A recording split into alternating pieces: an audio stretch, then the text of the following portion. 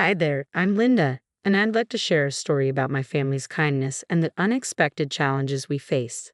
Growing up wasn't always easy for me, but I always believed in lending a helping hand.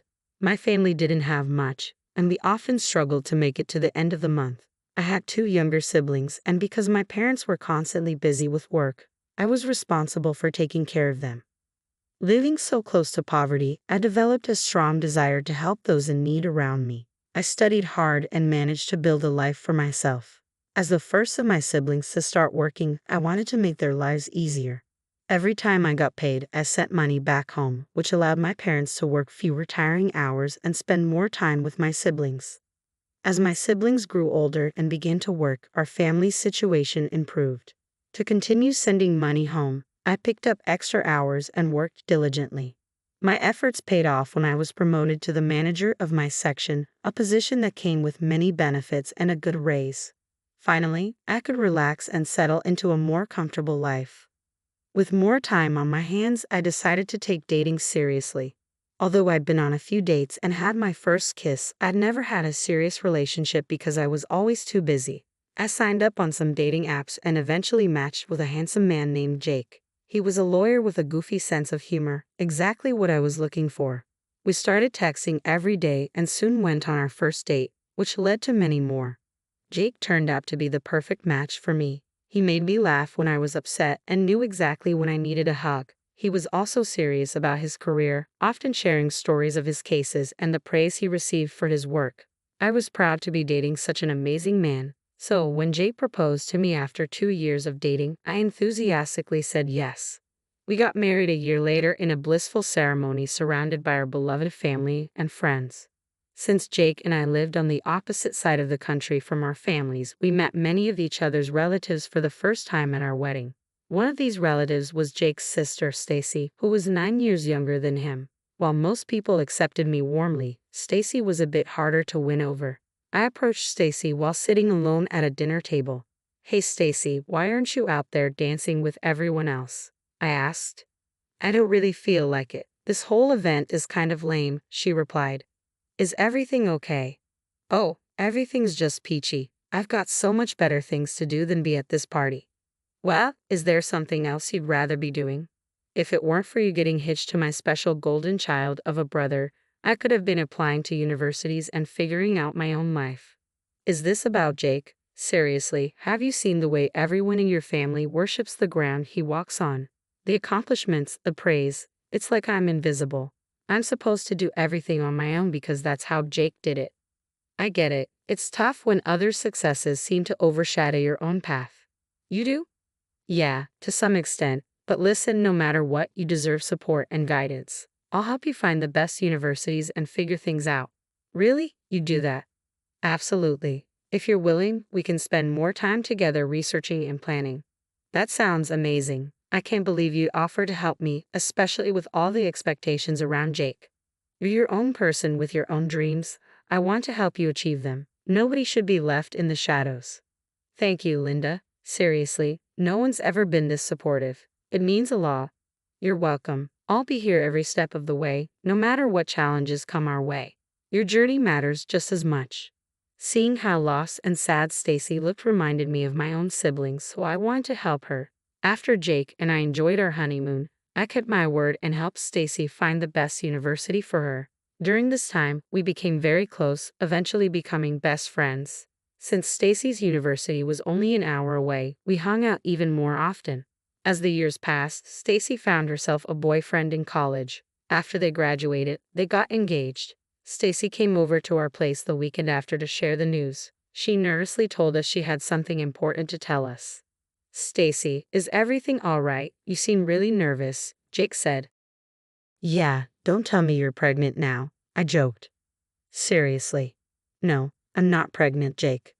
"Oh, thank goodness. You guys really thought that?" "Well, you did seem a bit anxious, and when you said you had something important to tell us, our minds jumped to the worst-case scenario." "You two always assuming the worst," Stacy laughed. "Anyway, I wanted to share some good news with you. I'm engaged to my boyfriend, and we're planning to elope." "Wow, that's great news," I exclaimed. "Yeah, we were wondering if you could be our witnesses," she asked. "Well, That's quite a surprise. Are you absolutely sure about this decision? Why wouldn't I be? You don't want to be our witnesses. It's not that we don't want to support you, Stacy. It's just, well, you're quite young, and getting married is a big step. What's wrong with being young? Are you saying we're making a mistake? We're not saying you're making a mistake. We're just concerned because you're only 21. Life has so much more to offer, and people change a lot in their 20s. We want you to have the best chance at a successful and fulfilling marriage. So you don't believe in us? You're not happy for me? That's not true. We care about you and want the best for you. We're just worried about rushing into something so serious. Give yourself some more time. If your love is strong, waiting won't weaken it. You know what? If you can't be happy for me, then I don't need your approval. I'll find someone else to be our witnesses. We're not trying to upset you. We just want you to make a decision that's best for both of you. Well, clearly you don't trust us to make our own decisions. I thought you'd be happy for me, but I guess I was wrong. Stacy, please don't leave like this, I called after her. She stormed out of the house. Jake and I tried to call and text her, but none of our messages went through. She had blocked us. We were beyond upset at the way Stacy had treated us. Until then, we had chalked up her rudeness to being a teenager who didn't know any better, but now she was an adult who knew what she was doing. For months, we kept trying to contact her in hopes of rekindling our relationship, but it didn't work. A couple of months later, we found out through Jake's parents that not only had Stacy gotten married, but she was also pregnant. Jake was devastated that Stacy was holding such a grudge against us for simply being caring. He was upset that his sister didn't come to tell him that he was going to be an uncle. I comforted him after the call with his parents. You know, Stacy's still quite young. Maybe she was just trying to get our support because we're the closest family she has, I suggested. I get that, but it feels incredibly hurtful that she didn't share something so important with me because of some silly grudge she's holding. I know it's hurtful. She's like a sister to me, even if not by blood. But maybe she was just overwhelmed herself and didn't know how to approach it. It's not about her not telling me. It's about feeling left out of her life. I know, darling. It's a complicated situation, but remember, you're going to be an uncle. Once the stress of the pregnancy is over, she might change her approach. I wish I could believe that. It's just hard to wrap my head around all of this. I know it's hard. It's okay to feel hurt and confused. Let's just wait it out a bit longer. Once the baby comes, maybe things will shift. I hope you're right. I want things to get better between us. But it's hard not to feel hurt. We'll work through this together, just like we always do. Stacy's going through a lot too, and her emotions might be all over the place. I know, but it feels like we're on the outside looking in. We'll find our way back in. Family can be messy, but it's worth the effort to mend things.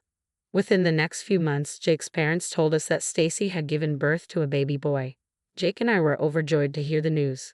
We couldn't believe we were now an uncle and aunt. Despite the hurt of not being able to visit Stacy, we decided to give her some time to heal before reaching out to meet her and the baby. 2 weeks after Stacy gave birth, Jake's mother called him, but he didn't pick up. So she called me. I answered the call and was greeted by the sound of crying. I immediately recognized the voice. It was Stacy. Linda, I don't know what to do. Everything's falling apart, Stacy sobbed. Stacy, are you okay? What happened? I asked, alarmed. My husband, he left us. He abandoned me and the baby, she said through tears. What? Why would he do that? He was scared of being a father. He just disappeared a week after I gave birth. I thought he'd come back, but he never did. Oh my God, Stacy, I can't imagine how hard that must be for you. We went to bed together one night, and the next morning he wasn't there. It was weird because I was up at 6:00 a.m. to feed the baby, and he usually didn't wake up until late. I waited the rest of the day for him to come back or reach out to me, but he never did. I tried contacting everyone, but no one knew where he was. He ignored my calls and texts. When I threatened to involve the police, he told me he wanted nothing to do with us. I'm so sorry you're going through this. Are you in a safe place? I'm at my mom's place right now, but I can't keep living here. I still have the place we rented, but I can't afford it on my own anymore. I don't know how I'll manage food for me and the baby. Don't worry, I'll help you. We'll figure this out together. I don't deserve your kindness. I treated you and Jake terribly, and now you're here for me. You're my sister, Stacy. Family, I don't want you to suffer. We'll get through this. We all make mistakes, and right now you need support. I'm so sorry for how I acted before. I never should have treated you both like that. We're here for you. People can change, and you're realizing your mistakes. We'll help you get back on your feet. Thank you. I really appreciate this. It's going to be okay. We'll take things step by step, and I promise you won't have to go through this alone. I don't know what I'd do without you. We're family. We'll face this together. From then on, I began to send Sissy $2,000 every month. It was a small dent in Jake's and my finances, but both of us wanted to help Stacy out. After all, she was family. Our arrangement went on for a year. During that time, Stacy went back to work, and the extra money helped her immensely. However, her gratitude slowly shifted to entitlement. Whenever I was just a little late sending her the money, Stacy would call and demand it immediately. Initially, Jake was very upset about it. He talked to me one evening. "I'm starting to think Stacy's reverting to her old ways," he said. "What do you mean?" "It's like she's using us again. Like she's taking advantage of our help." "I get what you're saying, but we can't just abandon her, especially when she has a child to care for." "I know, but I wish she'd show some consideration. Just a little gratitude." "I understand your frustration, but remember, I'm not planning to support her forever. I'm waiting for her to stand on her own feet again." "Thank God. I was worried this would go on forever. We're doing what we can, but she needs to learn and grow too. We'll be there for her, but she has to meet us halfway."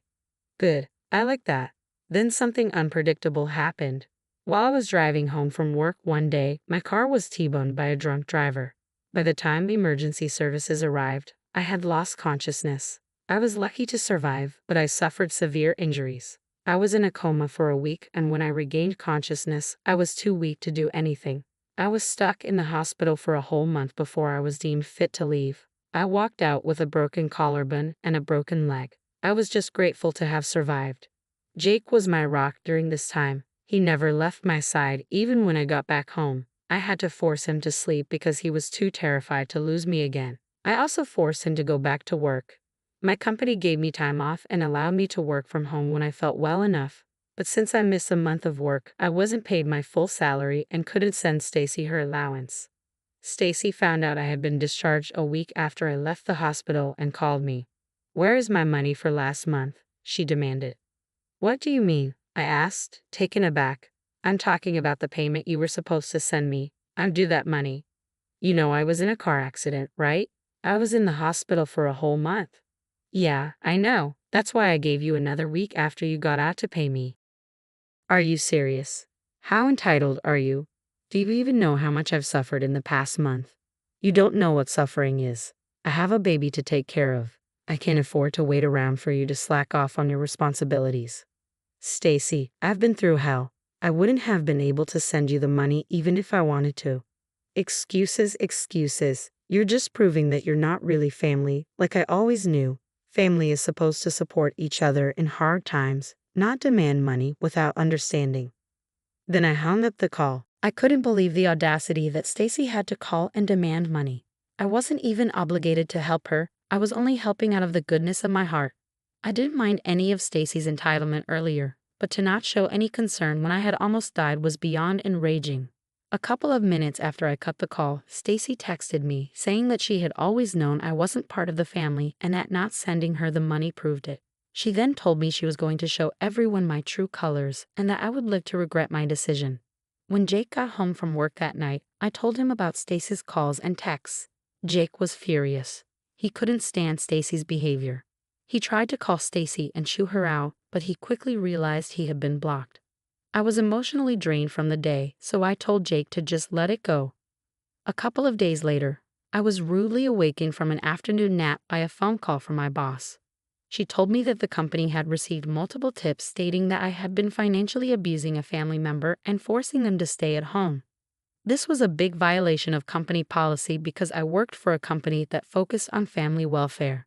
I assured my boss that I wasn't doing anything of the sort.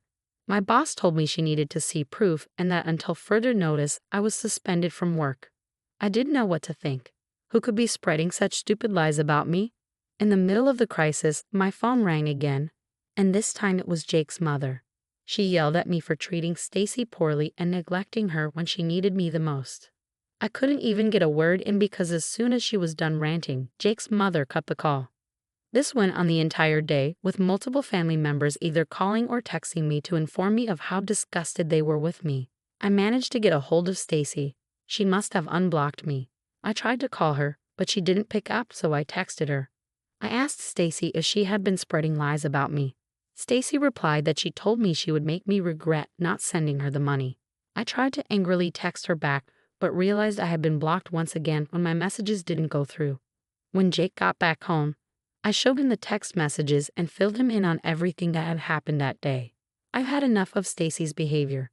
I'm going to make her pay for all of this, Jake said, his voice filled with determination. I know, Jake. Her lies have seriously hurt us.